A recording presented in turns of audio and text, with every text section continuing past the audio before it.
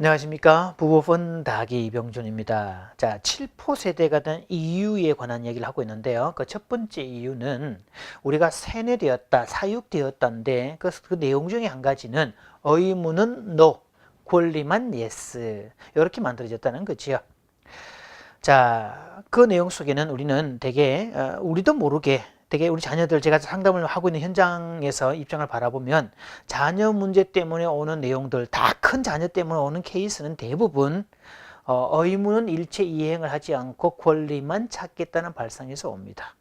그러니 죽어나는 쪽은 부모들이겠죠.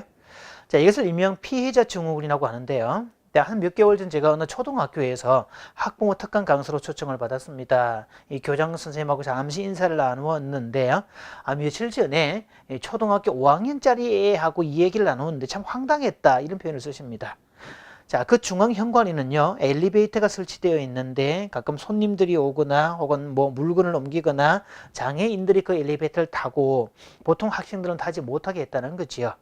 근데 어느 날 이제 엘리베이터를 타려고 그렇게 보고 있는데 5학년짜리가 교장 선생님에게 찾아와서 아니 왜 엘리베이터를 만들어 놓고 쓰지 못하게 합니까? 이렇게 반응을 하더라는 거지요. 그 말에 교장 선생님은 설명을 하기도 전에 자기도 모르게 어유 미안하다 이렇게 응급결에 대답을 하고 말았는데 자 사실 그 이면을 잘 바라보면요 그 아이가 그렇게 묻는다는 그 자체가 학생과 자기가 동일하다는 전제였습니다. 그러니까 이 아이가 폈던 건 논리가 이거였습니다. 우리 아파트에는요 아무나 다 타거든요. 주민들도 타고 어른도 타고 저희도 타고 심지어 택배기사도 막 타고 그러는데요. 왜 학교 엘리베이터는 그렇게 못하는 거지요? 자, 얼핏 들으면 정말 이게 논리가 맞는 것 같지만 기본 베이스가 똑같다는 전제에 있다는 거, 동일한 선상에 있다는 걸 보게 되어 있죠. 자, 그래서 아이들이 피해자 증후군에 사로잡혀 있어요. 그래서 너는 안 돼라고 얘기하면 괜히 억울해하고 불편해하고 따지고 덤벼드는 그런 것들이라는 거죠. 자, 그래서 뭐 그렇게 피해자 증후군에 사로잡히면 다 화가 나 있습니다. 결국 그 의미도 잘 살펴보면 의무는 귀찮아서 안 하겠고 부담스러워서 안 하겠고 그렇다는 얘기들이죠. 자, 사실 여러분 의무는 특히 의무의 가장 기본은 정리정돈이 있게 되는 건데 자, 사실 또 다른 학교에서 제가 초청을 받아서 갔었는데요. 그 학교 들어가면서 제가 느낀 느낌은 학교가 너무 지저분하다는 거였습니다. 바닥에는 모래가 막 지벅지벅 잘 피는 거였고 창문은 닦은 흔적이 전혀 없고 외관은 얼마나 더러운지 벽에는 신발 자국이 그대로 드러나 있었고요.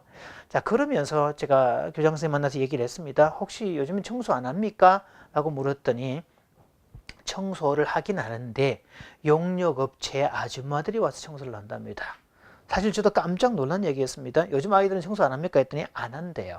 그것도 인권의 위배가 된다고 얘기를 쭉 하는 겁니다. 자, 그 말을 들으면서 곰곰이 생각을 해봅니다. 자, 교육의 기본은 수직적 개념이고 교육의 가장 기본 베이스가 수신, 자기 몸을 닦는 건데 어떻게 몸을 정결하게 하지 않고 주변을 정리정돈 안 하는 사람이 교육의 객체가 될 수 있을까? 이거는 말이 안 된다고 봅니다. 물론 교육을 통해서 생존의 기술을 배우는 것도 많게 되지만 사람은 생존만으로 사는 존재는 아니지요. 반드시 사람으로서 의무와 가치 또는 어떤 그 희생하고 서로 협력하는 그런 관계를 가져야 되는 건데 그 교육의 장소를 매일매일 가꾸지 않고 다듬지 않고 청소하지 않는다면 사실은 거기는 교육의 대상이 아니라고 봅니다. 하다못해 파리도 맨날 발을 계속 비비지 않습니까? 왜냐하면 그 부분이 더러우면 탐지할 수 있는 기능이 마비되기 때문이죠. 미물도 그러는데 하물며 사람일까요? 자, 그래서 지금부터 우리가 해야 될 작업은요. 집이든 가정이든 뭐 어디든 학교든 뭐 어디든 일단 아이들에게 일을 시키는 법을 좀 배우셔야겠다 싶습니다. 자, 저희 상담실에는 아버지를 무척이나 싫어하는 아이들이 그렇게 늘어나고 있는데요.